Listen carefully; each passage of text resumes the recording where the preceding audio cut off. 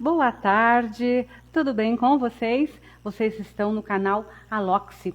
E hoje a gente quer saber o seguinte: será que o censo de 2021 vai ser realizado? Eu trouxe hoje no canal o professor arquiteto Eduardo Amorim e ele vai conversar conosco a respeito desse assunto, né? Se o Brasil tem condições realmente vai acontecer ou não. Então, Paulo Amorim já está entrando, desculpa, o Eduardo Amorim já está entrando e a gente vai estar aí conversando com ele. Olá, Eduardo. Tudo bem, Silvana? Eu estou muito Tranquilo? Quanto bem, tempo? bastante tempo. Como é que você está? Graças a Deus enfrentando a pandemia, mas sobrevivendo. É bem isso mesmo, estamos enfrentando. Lembranças para a professora Vivian, saudades dela Obrigado. também. Deixa eu Obrigado. apresentar um pouquinho o Eduardo, antes de você estar falando, né? Você está no canal Aloxi. Esse canal, Sim. Eduardo, ele tem o objetivo de trabalhar profissões com os professores para que eles levem essas profissões para os alunos que às vezes ficam muito perdidos aí em relação a que escolha seguir, Perfeito. né? E como você foi meu professor, e eu lembro que na faculdade a gente trabalhava muito a questão de políticas públicas, e a gente está vivendo a questão agora do censo, se vai ter ou não, a gente vai dar uma navegada aí por esse processo. Pode ser? Perfeito. Pode, Ok. vamos sim, vamos sim. Ok. Bom, então eu falei um pouquinho, né, de você, Eduardo, mas se apresenta. Quem é o arquiteto Eduardo? Como é que é? Como é que é o Eduardo? Eu sou formado em arquitetura e urbanismo, né? O curso hoje ele tem essa prerrogativa, né? Desde a época que eu me formei, já fazem 38 anos, né? Mas nós somos arquitetos no título e urbanistas, né? Em outros países, esse estudo é feito de forma separada, né? Por exemplo, É. na Alemanha, você faz arquitetura, ou você faz urbanismo, ou você faz paisagismo. No Tá. Brasil, essas três áreas estão no mesmo curso, né? E as Ah. pessoas optam em escolher essas direções, né? Então, eu me formei em arquitetura e urbanismo, eu fiz uma especialização em administração, uma pós-graduação, administração hospitalar, eu queria Hum. projetar hospitais, clínicas, e depois eu fiz uma em urbanismo, né, que é uma área que eu me dediquei pelo menos 14 anos, trabalhando em prefeituras, tal, e aí sim ligados mais a políticas públicas, tal, no sentido do planejamento urbano, Uhum. né? E evidente que a questão do censo passa por tudo isso, né, que é informação para gerar política pública e de planejamento urbano, com certeza, né? É a Aliás, era ferramenta de essa a trabalho. disciplina que você me dava na faculdade, era planejamento urbano, verdade? E por que você Exatamente. escolheu, Eduardo, ser arquiteto? O que te levou para essa área? Uma casa. Meu pai construiu, É, quando eu era adolescente, meu pai contratou um arquiteto, construiu uma casa, né? E eu é. acompanhei todo o processo. E aquilo me encantou, né? Então, o fato de fazer, desenvolver um projeto, criar um espaço, vivenciar isso, eu acompanhei toda a obra, né? Então, isso me empolgou para essa área que envolve, além da questão física, matemática, enfim, essas questões todas, envolve criação, né? Muito criação. Então, isso foi que me encantou, e aí, por isso, eu caminhei para essa direção. Então, quais são as habilidades? Além de que você falou português, matemática, cálculo, criação, mais alguma? Física, né? Os conceitos Ah, físicos, tudo isso. Mas, assim, o que mais você termina escolhendo e te encantando na arquitetura é a parte de criação, né? Você vai partir de um espaço que existente, um território, você vai projetar uma casa, você vai projetar um prédio, você vai projetar uma cidade, né? uhum. Evidente, todos esses processos de forma participativa, com equipes multidisciplinares, com as pessoas envolvidas no processo, né? A gente defende isso. Mas, assim, é um processo de criação, de busca de soluções, né? Então, de busca de alternativas que visam o ser humano, né? Conforto físico, conforto térmico, acústico, enfim, todas as áreas do ser humano a gente tentar atender através do invólucro, que é um espaço criado. Né? Entendi. Mais ou menos nessa linha. Entendi. E qual a tua rotina de trabalho hoje? Você está nativa? Você está dando aula? Você está aposentado? O que você está fazendo? Não, longe disso. Ah, Nós temos um escritório, eu e mais um sócio, nós temos um escritório de arquitetura e engenharia. Nós trabalhamos hoje direcionados para condomínios, né, um nicho de mercado que nós encontramos, mas, independente disso, nós somos um escritório de projetos, né, de assessoria na área de construção civil. Então, nós temos entendi. vários profissionais, arquitetos, engenheiros, engenheiro mecânico, engenheiro elétrico, enfim, as pessoas, os profissionais que se relacionam em função da construção civil, né? Então, a gente atende esse tipo de clientes e tem uma dinâmica bem rápida, assim, e por incrível que pareça, né, apesar da pandemia, as coisas não pararam na construção civil, elas continuam até aquecidas, né? Eu acho que as pessoas começaram a ficar mais em casa e observar mais a importância da casa. Então, isso está gerando uma série de aquecimento no mercado de construção civil. É interessante, eu não tinha pensado nisso, mas é a pessoa está no seu ambiente, né? Então ela acabou mudando esse foco. Te É convido a deixar curioso, depois o assim, seu e-mail, tá? Depois você me passa o seu e-mail, que aí eu deixo sim, no final sim. da live. Aí quem quiser entrar em contato com você, com o seu escritório, tem uma forma de contato. Tudo bem, tranquilo, a gente deixa assim. Então, Então, assim, as pessoas estão preocupadas, né? Eu acho que a arquitetura vai sofrer uma mudança muito séria, né?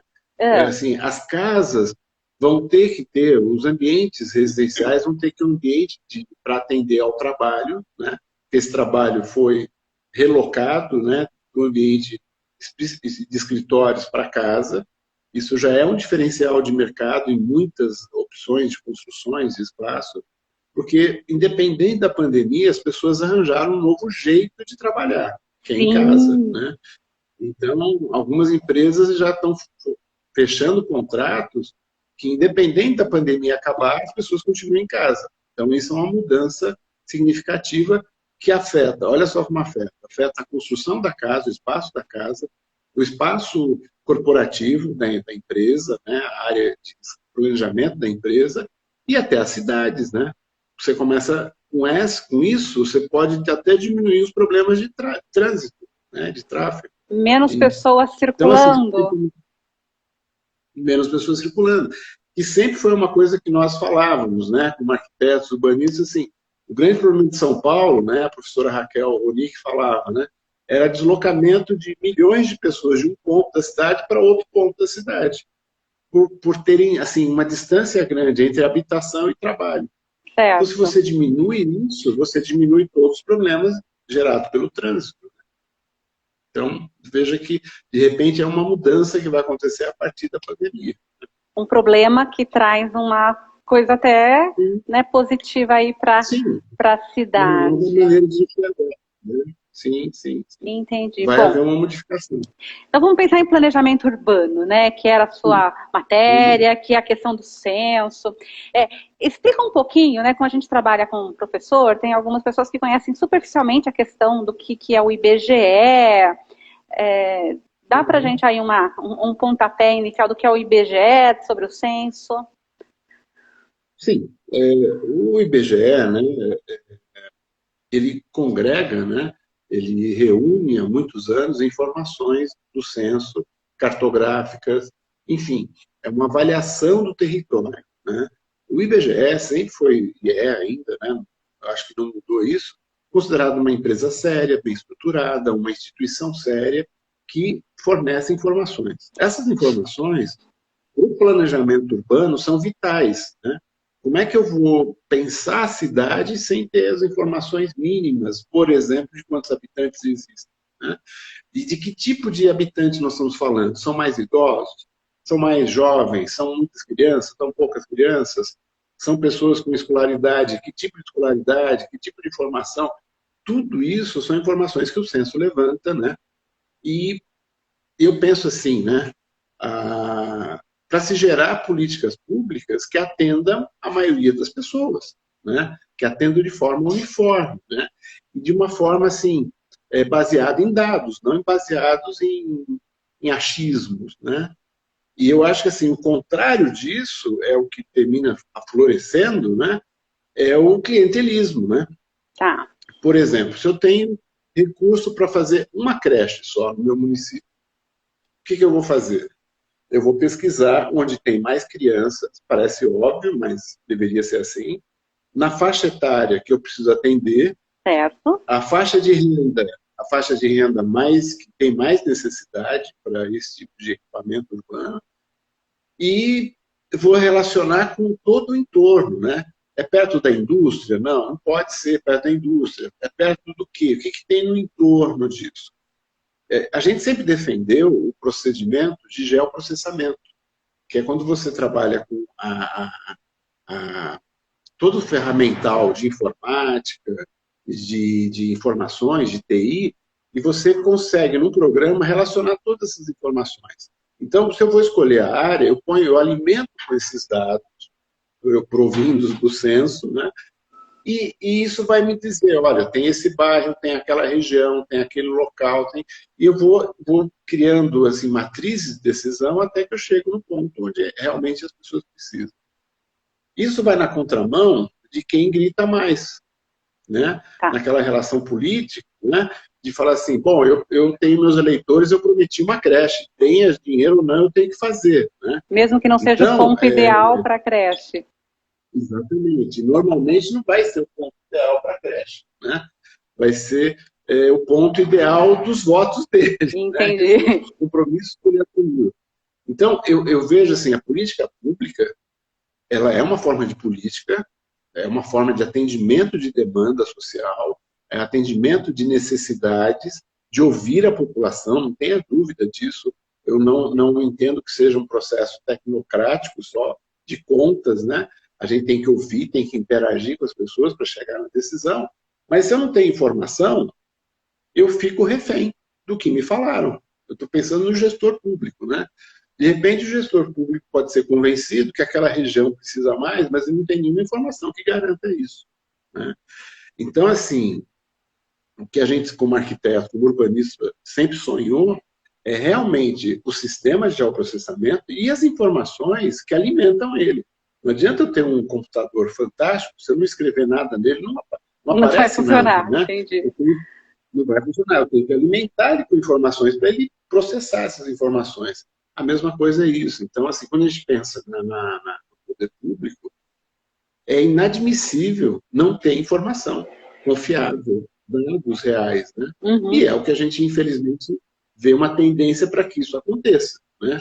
Até curiosamente, mas não de forma aleatória, eu li um artigo esses dias dizendo assim, que o recurso que era para o censo foi deslocado para as emendas parlamentares. Eu também vi essa situação.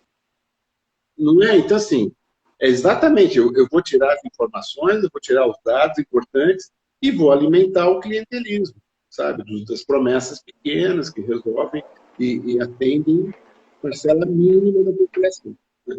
Então, é uma coisa bastante grave perder essas informações. Sempre foi vamos dizer assim, os técnicos, os arquitetos, né, desde o Estatuto da Cidade, foi uma legislação específica para a área de planejamento urbano, que é uma quebra de braço, né? Eu participei de um seminário em Brasília. Explica um pouquinho sobre o Estatuto da Cidade, que acho que é bem interessante para as pessoas conhecerem. Acho muito legal.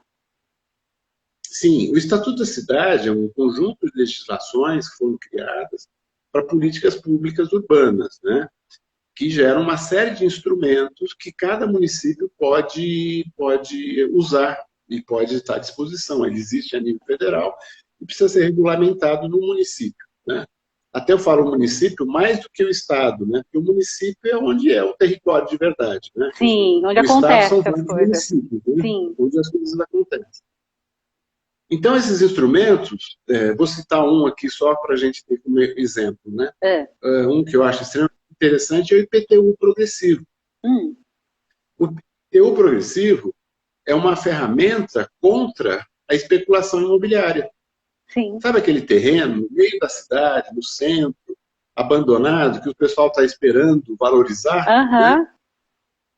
E fica, é um ponto de assalto, é um ponto o pessoal joga lixo, resíduos, enfim, é um ponto problemático para a cidade. Esse ponto, se com o IPTU progressivo, você pode ir sobretaxando a cada ano, até que a pessoa ou invista e construa e faça aquela área se desenvolver, ou vende para alguém que vai fazer isso, né? Então, a gente participou de um seminário depois de 10 anos da criação desses instrumentos e que quase nenhum foi adotado pelos municípios. Porque, mais uma vez, é uma negação do clientelismo. A gente vai trabalhar com dados, com informação, visando o quê? E de uma forma muito especial, o Estatuto da Cidade, a participação de todo o segmento da sociedade. Então, O investidor... tem ainda cidade que não tem o estatuto da cidade, é isso? Eles, curiosamente, eles têm. Mas não... Quando você pegar qualquer plano diretor de cidade, tá. Se você pegar um plano diretor de um município qualquer e for ver nas páginas, os instrumentos estão lá citados, Sim, que é lei, tá. mas eles não foram regulamentados no município para funcionarem. Entendi. Eles existem lá. Mas não Está funcionam. à disposição do gestor público, mas não funcionam. Se prefere outras alternativas, né? Por exemplo, uma coisa interessante, quando se fala de instrumentos, é a operação urbana consorciada. Às vezes, o município precisa de uma área e essa área ela não tem nenhuma área disponível ali, não existe área pública institucional. Um empreendimento do outro lado da cidade pode fazer uma troca de área pública com esse outro lado. É legal isso, não existe. E você vai atender uma demanda do município onde não tem área disponível. Então, são alternativas extremamente interessantes que, infelizmente, não foram adotadas na maioria dos municípios, né? Casos muito esporádicos. No ABC, alguma coisa aconteceu desse tipo. Por exemplo, um investidor estava fazendo um prédio e o gabarito só permitia 12 andares, por exemplo. Ele queria fazer 14. Então, ele tinha que fazer o que a gente chama de outorga onerosa. Ele teria que ter uma troca com o município por esse aumento de área construída. A troca foi feita valorizando um parque municipal da cidade, ampliando um parque de uso comum. Percebe? Então, é uma troca entre o investidor e a população ganha com isso, né? Então, esse é um dos formatos que existem e que, infelizmente, não foram assim, aquela lei que não pega, né? A gente fala, a lei existe, mas as pessoas não se utilizam. Né? Por ignorância, por má fé, ou por costume? Olha, é uma mistura de tudo, sabe? É uma mistura de tudo. Às vezes, eu acho que é gozado. São instrumentos que tornam as relações legais, né? Tornam as relações transparentes. Sim. Eu acho que isso, às vezes, não é interessante. Entendeu? Porque, assim, não é um processo obscuro, é um processo de lei, legal, assim, aprovado. Assim, não é nada de... Então, assim, essa transparência, às vezes, eu acho que não interessa. Se prefere uma outra tipo de negociação, infelizmente, né? Mas, assim, o que o Estatuto da Cidade traz é todo segmento da sociedade pensando a cidade pelo seu viés, pelo seu interesse, não tem problema nisso. As imobiliários, construtores, investidores sendo ouvidos, mas também a população também sendo ouvida em todo o seu segmento. Uhum. Então, na época que surgiu logo o Estatuto, tinha até um joguinho que se fazia, um jogo didático até para crianças, de como pensar a cidade, né? Porque essa é uma outra problema que a gente vê, né? Que as crianças precisam entender o que é cidade também, né? Uhum. Isso é um conceito que deveria alcançar as escolas também, né? Então, esse joguinho era exatamente disso. É o SimCity? Né? Era parecido com o SimCity, mas era uma coisa mais tabuleiro, uma coisa mais, assim, não era informática ainda. Mas, assim, o que a empresa de corretagem quer? Vender imóveis, não tem nada de errado com isso. O que o investidor quer fazer? Ocupar espaços na cidade com investimento de construções, tudo bem. Mas onde que é melhor? Né? Onde são os vazios urbanos? Onde esse investimento vai trazer benefícios para a sociedade? Então, essa é a conversa. Não é coibir nenhuma iniciativa, mas conduzi-la para um bem comum, para atender um número maior de expectativas. É possível ser feito isso, com certeza. Mas, de forma geral, que a gente conheça, pouco foi feito, muito pouco, não chega a ser representativo, né? Por isso que eu entendo assim, que seja uma coisa de não buscar transparência. A transparência traria isso, assim, são discussões abertas, são audiências públicas, enfim, as pessoas estão... Então, essa exposição talvez não seja tão interessante, então se busca as reuniões particulares, né? Infelizmente. E aí tem aqueles acordos que a gente às vezes não entende, ou entende o porquê que eles foram realizados, Sim. né? E quando foi feito o último censo, ele a cada... Qual é a periodicidade dele que acontece, o Eduardo? Eu estou me perguntando isso também, não estou assim, com isso muito próximo, mas já te falo. O último foi 2010, acho que foi isso, né? Eu acho que foi isso, foi exatamente Eu isso. trabalhei em 2 censos como censitária. Eu cheguei a trabalhar no IBGE quando morava em São Paulo. E assim, é bem interessante.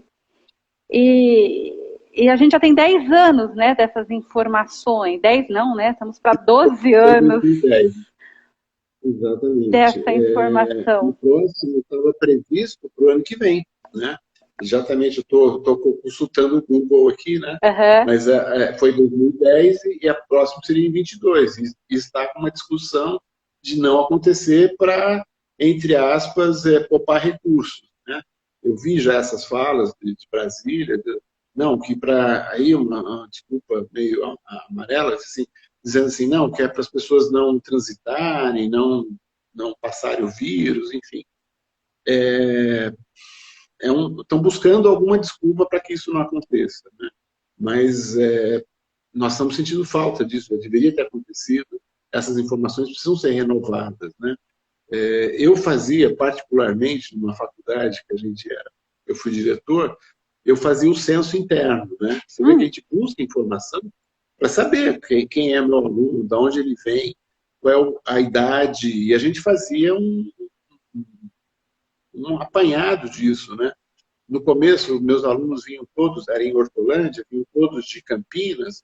Depois, até o final de 10 anos, eles já eram a maioria de Hortolândia. O que significa isso, né?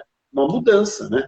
De cidade dormitório para uma cidade mais ativa, percebe? Então, assim, as informações, quando você colhe, você sabendo trabalhar com elas, você gera atitudes, né? Geram estratégias. Desde uma faculdade pequena até o município como um todo, né? Então, as informações são importantes serem coletadas e analisadas, né? Agora, deixar de se fazer isso é uma perda incalculável do país. Até porque você consegue economizar dinheiro em políticas públicas. Porque se você faz uma política pública equivocada, você está jogando dinheiro no ralo.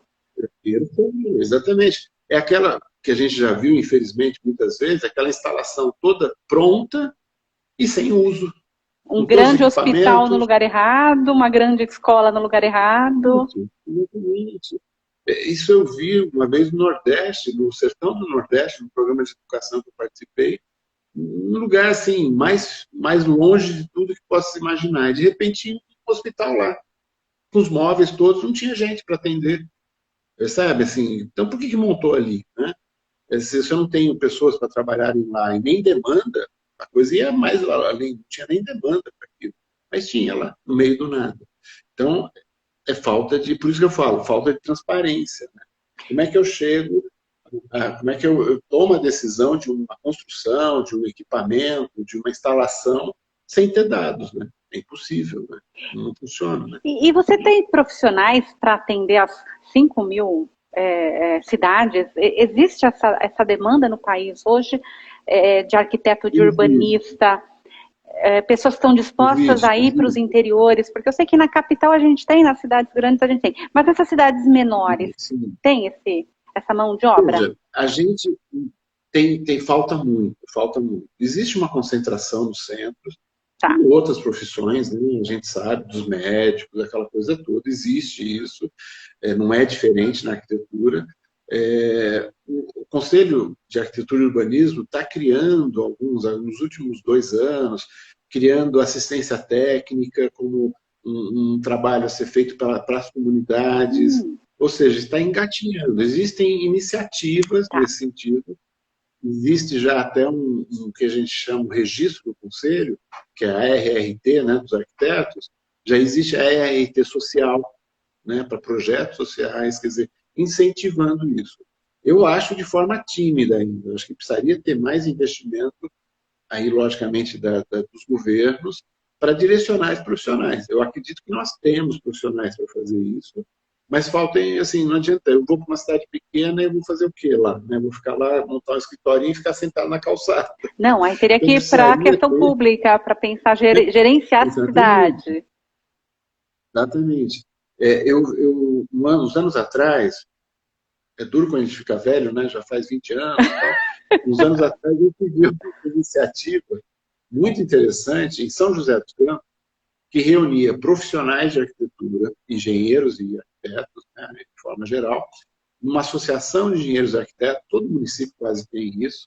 Existia, na época, era o CREA, né, que era o organismo que reunia as categorias, e a prefeitura local. Qual que era o trabalho? A prefeitura fazia uma triagem de famílias que precisavam construir a casa e não tinham recurso para contratar os profissionais. A Associação de Engenheiros e Arquitetos desenvolvia projetos padrão, né, um projeto assim, uma casa popular, mas tudo pensado, hidráulica, elétrica, estrutural, tudo, tudo, tudo, e fazia-se um rodízio entre os profissionais da associação para ficarem responsáveis pela obra e acompanharem a obra. Não adianta só entregar o desenho, Sim. tem que acompanhar para ir orientando. Então, eu achava um trabalho muito interessante, e era um trabalho que os profissionais ganhavam para fazer isso através da prefeitura. A prefeitura pagava esse trabalho para essas famílias e fazia-se um rodízio em todos os profissionais da associação. Percebe? Existem formas de fazer isso, né? É uma forma de um governo, mais a sociedade se unindo e resolvendo uma questão, uma demanda extremamente justa de habitação popular, né? E aí não era coisa também assim, vamos jogar o pessoal lá para o outro lado da cidade, né? Eram lotes distribuídos na própria cidade, onde tinham serviços, tal, enfim. Era uma coisa bem interessante. Mas, percebe, era uma junção desses 3 organismos, né? Um organismo de classe, 2 organismos de classe, mais o poder público, né? É possível de se fazer. E existe demanda para isso, com certeza. Todo mundo se unindo para que a cidade seja melhor. Tem muito arquiteto dentro das prefeituras fazendo políticas públicas, Eduardo? Eu acho que faz muito essa visão.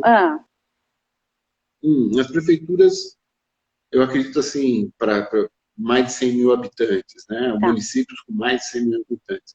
Os municípios pequenos normalmente não têm, né? Isso não existe uma carência enorme, inclusive. Às vezes tem um profissional só, que seja um engenheiro ou um arquiteto, Que aí não dá e ele conta. tem que cuidar de quando tem, é que cuida de todo o processo de aprovação de projetos, fiscalização de obras, enfim, tem uma quantidade enorme de trabalhos que rouba o tempo de pensar a cidade. É uma coisa interessante. Ele não vai projetar a cidade, ele vai aprovar o que as pessoas estão fazendo. Tá. Demandas burocráticas, tá, né? Eu lembro que o exemplo de Curitiba, que ficou famoso no mundo inteiro, né? Tinha exatamente esse formato. O que eles, em um determinado momento, eles fizeram? Na década de 80, eles criaram um Instituto de Pesquisas Urbanísticas, o IPUC, onde se congregavam vários arquitetos e urbanistas para pensar a cidade, para resolver questões da cidade, fora do processo burocrático. O processo burocrático... A prefeitura fez isso. Toma tempo, a prefeitura fez isso. Criou um instituto, como uma empresa mista, enfim, para atender as demandas da cidade. O cliente era a cidade, e não cada proprietário. Né?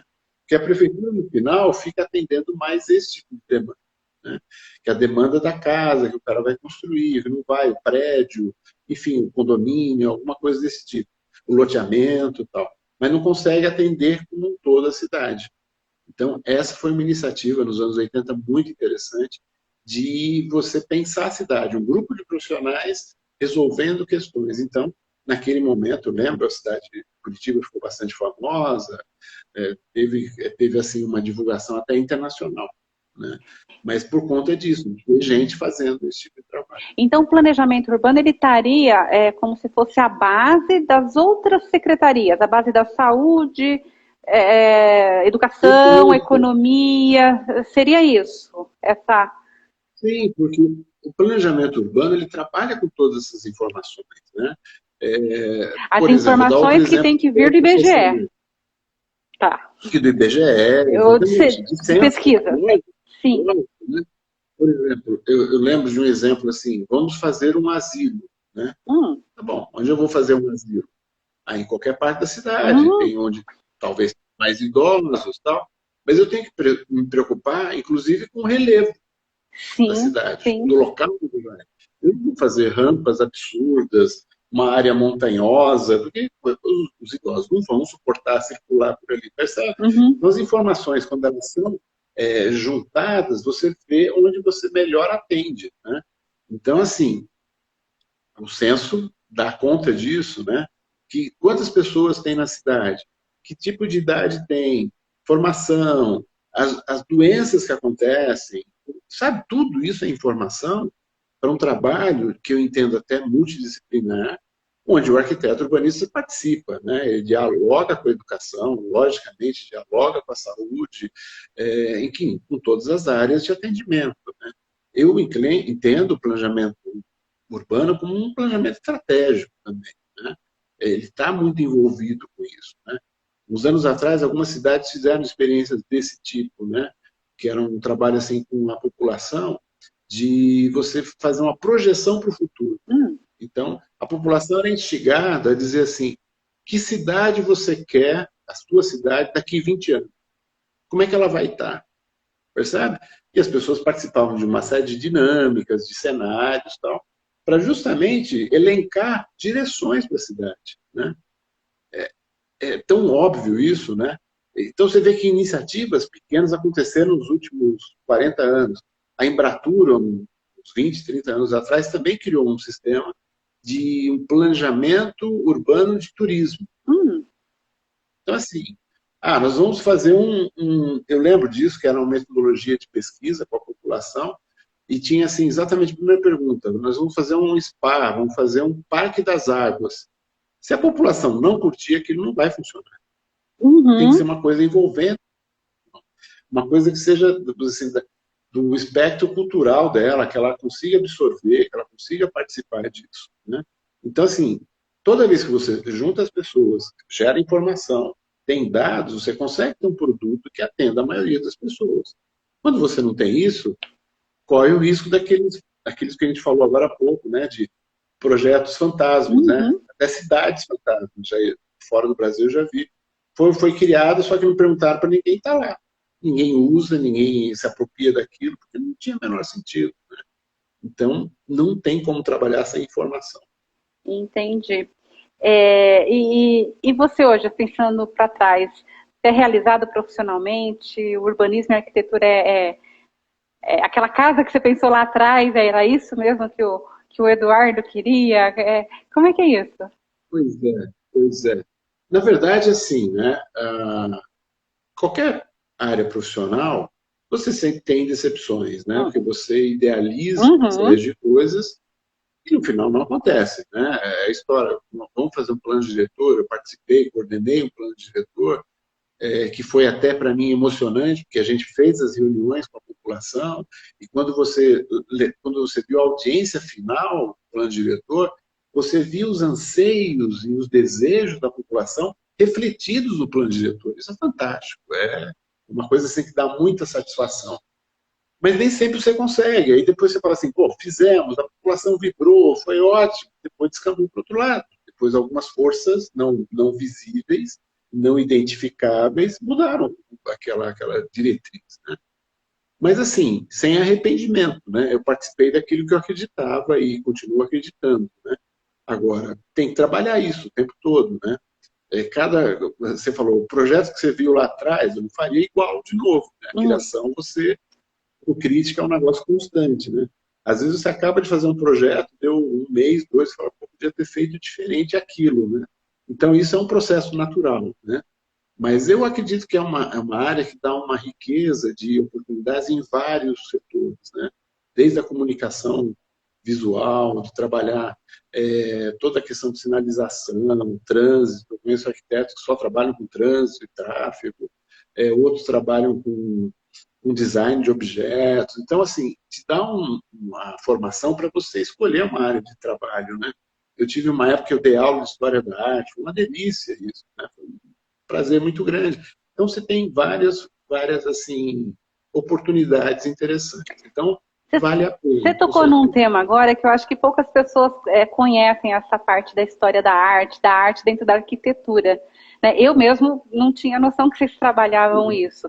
Eu só fui ter essa noção, minha filha é arquiteta, e ela foi fazer estágio num museu que estava tendo uma exposição Sim. da Tacília do Amaral, e ela foi, até eu brincava, você vai ser babado os quadros da Tarsila? Ela, vou, né, na brincadeira. Fala um pouquinho sobre essa questão da arte na arquitetura, que eu acho que as pessoas pouco conhecem. Na verdade, todo o procedimento da arte, a história da arte é um estudo da história da sociedade, Uhum, né? Quando você a arte sempre é uma forma de externar aquilo que as pessoas pensam, a ideologia da época, os conceitos, os valores, enfim. Então, para mim sempre foi rico esse estudo, que é uma das áreas da arquitetura, porque você via a sociedade daquela época representada por um quadro, por uma uhum. escultura, música, por uma arquitetura, enfim. Você mostra como é que aquela sociedade daquela época, de uma época mais recente, pensa as coisas, né?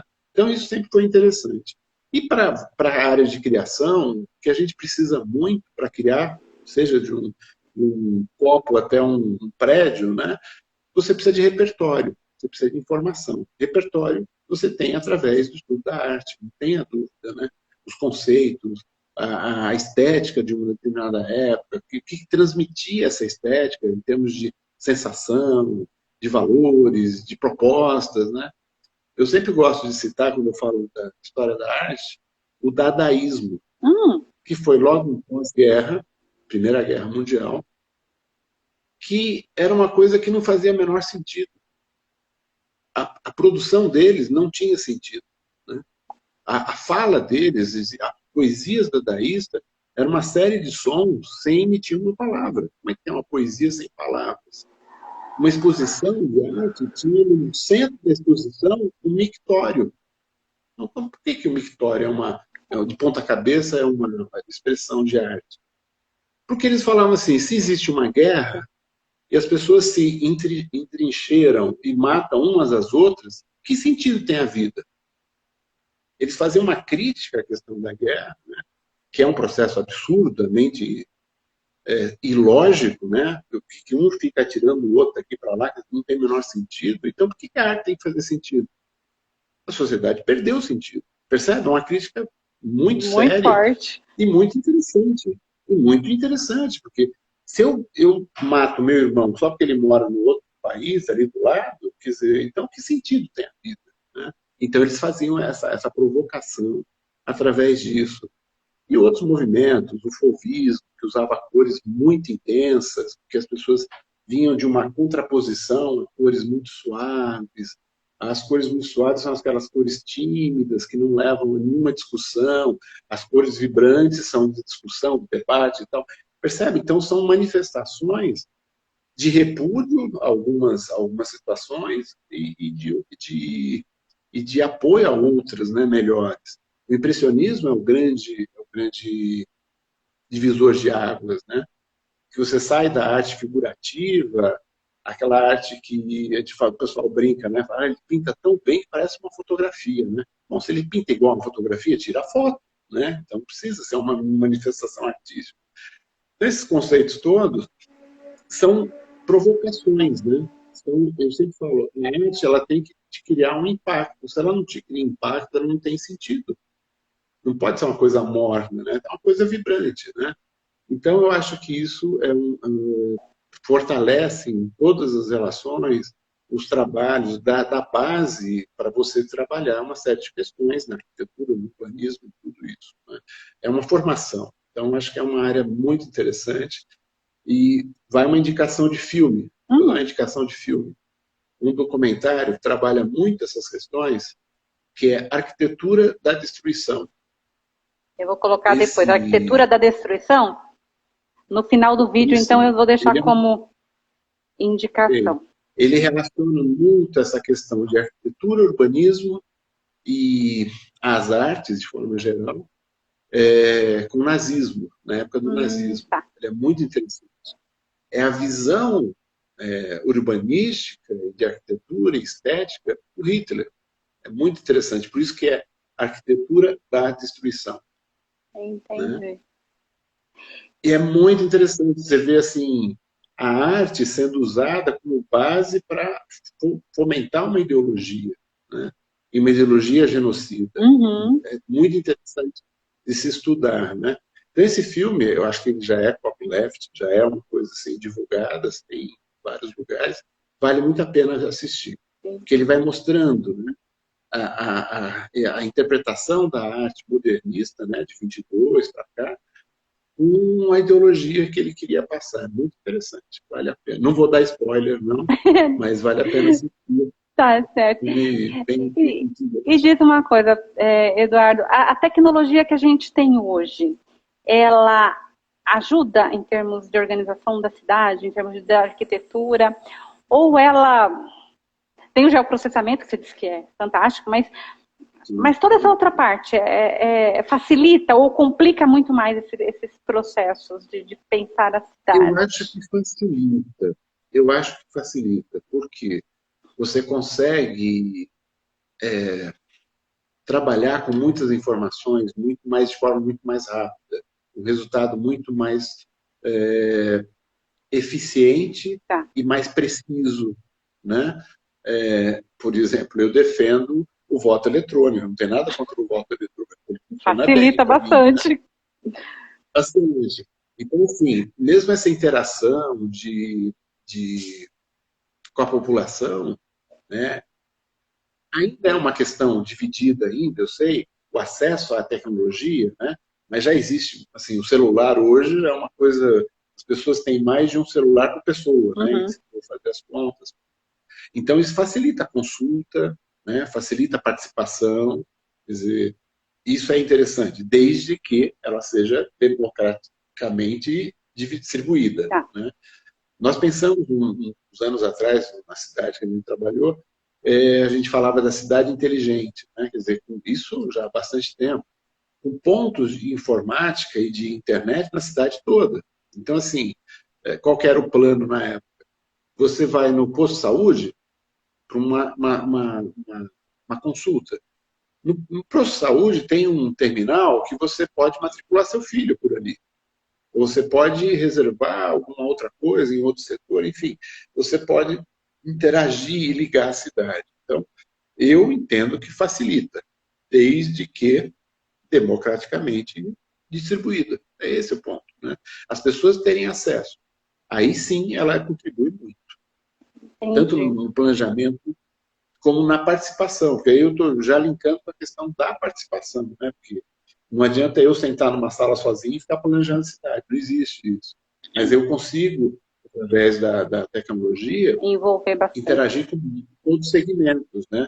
Então, acho que isso ajuda bastante. Entendi. E assim, em termos profissional, Eduardo, dá para ser arquiteto e viver, né? Acho que não dá para ficar rico, milionário, mas é uma... Sim. Outros têm, é algo rentável. Tem outros negócios que têm dinheiro. Veja, existem, eu sempre comentei com as pessoas, existem alguns segmentos para você trabalhar. Eu já vi pessoas tendo uma boa vida, um bom rendimento, trabalhando para associações e para habitação popular. Percebe? Nenhum problema. Tem gente que trabalha com a elite, tudo bem, tem uma série e ganha também muito dinheiro, porque se identifica com esse tipo de proposta. Então, eu acho que depende muito da pessoa, do sentido empreendedor de cada pessoa. Eu conheci um arquiteto americano que ele fazia cursos de empreendedorismo. Hum. E ele falava para todos os seus alunos, assim, que mesmo que não desse certo, ele devia montar um escritório. Ah, Ele devia ter essa experiência de montar um escritório e tentar desenvolver essa atividade. Então, ele falava que isso era importante para qualquer profissional. Né? Porque, volto a dizer, como é uma profissão com muitas facetas, né? Hoje você trabalha, tem muitos arquitetos que trabalham com a área ambiental, na questão da sustentabilidade, que é um outro tema interessantíssimo. Outros trabalham com a questão do objeto, outros trabalham com a questão da comunicação visual, outros se dedicam à pesquisa na área da arte, enfim, você tem um leque de opções bastante rico, né? Eu acho que é você se planejar para atuar naquele. Você pode se dar muito bem, você vai ter demanda, você vai ter trabalho. Mas, assim, não é uma. Algumas profissões, basta você se formar, você já tem um caminho meio que trilhado, né? Nem que você não se desenvolva muito, você já tem aquilo. Eu acho que o arquiteto necessita essa dose de empreendedor, de empreender. Porque, assim, é difícil você falar assim, tem não sei quantas vagas de arquiteto no mercado. Talvez não.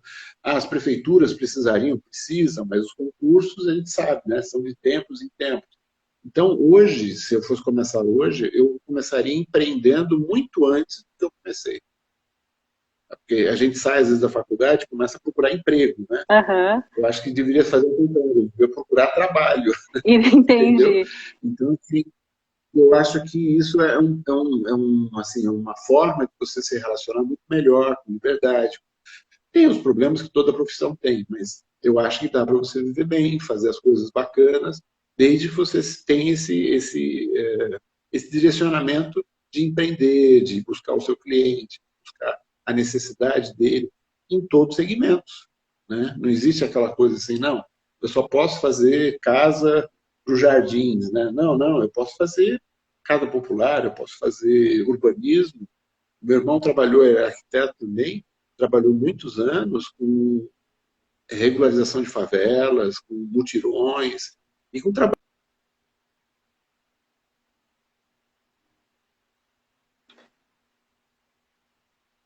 Bom, o vídeo parou um pouquinho, vamos aguardar para ver se o Paulo retorna. Paulo, eu não estou te ouvindo, não sei se voltou. Você ficou um minutinho fora do ar, mas vamos lá. Então, assim, eu acho que você pode trabalhar em todo segmento da sociedade, desde a iniciativa pública, até curiosamente, fala assim, eu quero me dedicar ao urbanismo, então eu tenho que estar vinculado a uma prefeitura, a um órgão público? Não necessariamente. Eu já conheci escritórios que prestam serviço de urbanismo para várias prefeituras, para vários organismos, enfim.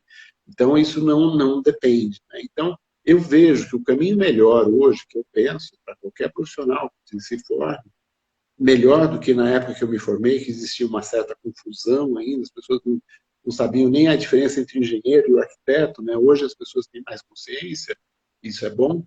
Então, assim, eu acho que esse caminho do empreendedorismo é o melhor caminho.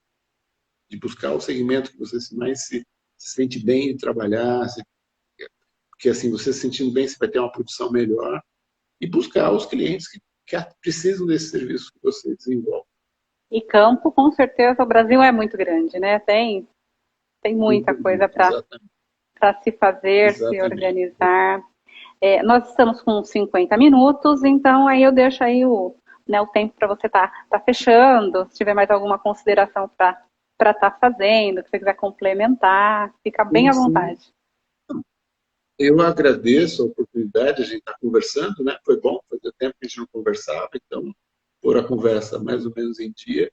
São temas para mim caros, né? Que são importantes, eu acredito nessa forma de pensar, enfim, nessas metodologias, nessas políticas públicas. Eu acredito que isso é um trabalho importante a ser feito, né? E a conscientização, né? Eu penso muito nas escolas, né? Que é essa coisa de... Você sabe que uns anos atrás, uma arquiteta, Mayumi, né? Ela estava numa escola particular e ela fez uma experiência com as crianças para saberem o que elas pensavam sobre a cidade. Hum, Uma escola particular tem um problema sério. As crianças saem da escola para o clube, para o shopping e voltam para o condomínio fechado. Né? fazem esse circuito. Tinha muitas crianças que não sabiam o que era cidade. Não tinham noção do que é uma cidade. Pensa nisso, né? E, de forma geral, eu acho que essa coisa devia começar desde a infância, né? Os conceitos de urbanismo, os conceitos de vizinhança, do que é possível no coletivo. Eu acho que isso seria uma atividade interessante para se começar como outros conceitos que já existem, mas esse eu acho que falta um pouco, né? Eu acho que só a aula de geografia ainda é pouco, acho que tem que ser um pouco mais voltada à questão da cidade. Eu acho que isso seria uma coisa importante para ser desenvolvida, né? E muitos talentos aí seriam descobertos aí. Com certeza. Agradeço a tua presença, Eduardo. Professor Eduardo, né, eu lembro você na aula, assim, nossa, era um momento muito bom. E depois você me passa, por favor, o endereço de um contato, que eu já coloco aqui no final do vídeo, né? Depois eu te mando pelo digitado. Tá certo. E eu tenho mais é que te agradecer porque você está colaborando com certeza aqui para a garotada mesmo, saber se é um caminho, para a gente entender a importância do censo, que não aconteceu no ano passado, mas esse ano já está atrasado, já era para estar aí na rua, né? Então, a gente tem que estar fazendo aí um esforço para tentar entender o que não se é possível de se entender. Com certeza, com certeza. Tá certo. Tá, joia, Silvana, foi um prazer falar, a gente se fala depois também. Tá ok, então, lembranças para Vivian. Até logo. Tchau. Tchau. Tchau, tchau.